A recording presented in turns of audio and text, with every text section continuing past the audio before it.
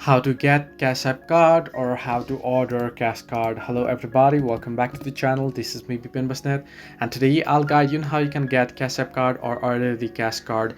Now, well, the process itself is simple and easy, so let me guide you through. First things first, what you want to do is you want to open up your cash card tab on your Cashapp home screen. Simply tap on the cash card option and then press get cash card and continue and follow the prompts that you'll be need to head into in order to order a card. Similarly, if you head into browser and searching for order cash card, here you'll get the link. You can see very first link, and here you can see Cash App support order cash card. If you just tap on those particular options, it'll take you to various options here where you'll be able to get cash. You want to simply head into cash card option. You can see here, simply tap on cash card and it'll take you to this page here, and simply tap on order cash card, and here you can see there is a quick tutorial video I'll be showing you here. You want to first tap on get free cash card option and you want to go ahead and follow the prompts.